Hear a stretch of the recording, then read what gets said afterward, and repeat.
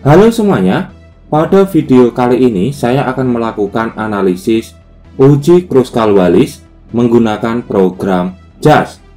Nah, sebelum saya melakukan praktek di program JAS, alangkah baiknya kawan-kawan semua harus mengetahui tentang konsep dasar dari uji Kruskal-Wallis. Uji Kruskal-Wallis merupakan uji beda 3 kelompok yang tidak berpasangan.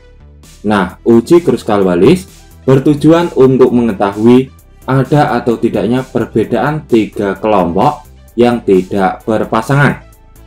Skala data yang digunakan dalam uji Kruskal-Wallis yaitu data ordinal. Bisa saja menggunakan data interval atau rasio dengan syarat asumsi normalitas data tidak terpenuhi. Dengan kata lain, data yang digunakan tidak berdistribusi secara normal.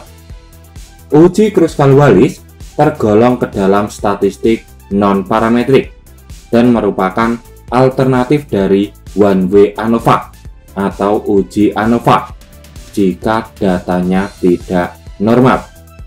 Nah, selanjutnya di sini ada tahapan analisis dalam uji Kruskal-Wallis menggunakan program JAS. Nah, yang pertama, kita akan melakukan input data ke program JAS, di mana format file yang digunakan yaitu CSV, bukan Excel. Nah, selanjutnya kita melakukan uji homogenitas dan uji Kruskal-Wallis. Jika hasil uji Kruskal-Wallis menghasilkan ada perbedaan secara signifikan, maka kita bisa masuk ke dalam post hoc test atau uji lanjut. Tapi jika hasil yang diperoleh dalam uji Kruskal-Wallis tidak ada perbedaan secara signifikan, maka untuk post hoc test kita abaikan saja. Nah, langsung saja kita menuju ke program JAS. Nah, untuk melakukan input data kita bisa pilih ini, show main menu. Nah, ini ya file yang saya gunakan, saya pilih open. Nah, proses input data sudah selesai, di mana data yang digunakan yaitu data interval. Nah, anggap saja data ini tidak normal, sehingga kita bisa melakukan analisis uji Kruskal-Wallis. Nah, apabila data yang digunakan normal, maka kita akan melakukan analisis one-way ANOVA. Lalu untuk jumlah kelompok yang digunakan, di sini ada 3 kelompok, yaitu kelompok A, lalu ada kelompok B, selanjutnya ada kelompok C. Nah, langsung saja kita lakukan analisis uji Kruskal-Wallis. Caranya, kita bisa pilih ANOVA. Ini ya, ANOVA kita pilih. Selanjutnya, kita masukkan variabel kelompok ke kolom fix factor. Lalu untuk variabel skor data, kita masukkan ke kolom dependent variable.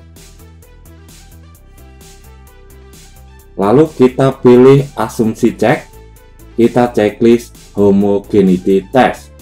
Nah, ini tujuannya untuk memunculkan output uji homogenitas. Nah, di sini sudah muncul output uji homogenitas dan output ANOVA. Nah, untuk output ANOVA atau output one-way ANOVA kita abaikan saja ya. Kita interpretasi output uji homogenitas. Diketahui, nilai p-value atau nilai signifikansi yang diperoleh sebesar 0,041. Nilai tersebut kurang dari 0,05 atau kurang dari alfa 5%. Maka bisa disimpulkan bahwa varian data tidak homogen. Dengan kata lain, asumsi uji homogenitas tidak terpenuhi. Nah, setelah kita mengetahui bahwasannya asumsi uji homogenitas tidak terpenuhi, selanjutnya kita akan menampilkan output uji Kruskal-Wallis sebagai alternatif dari uji ANOVA. Nah, ini ya, kita pilih non-parametrik. Selanjutnya, kita masukkan variabel kelompok ke kolom sebelah kanan. Nah, di sini sudah muncul output uji Kruskal-Wallis. Diketahui, nilai p-value yang diperoleh sebesar 0,001. Nilai tersebut kurang dari 0,05 atau kurang dari alfa 5%. Maka bisa disimpulkan bahwa ada perbedaan secara signifikan antara kelompok A, kelompok B, dan kelompok C.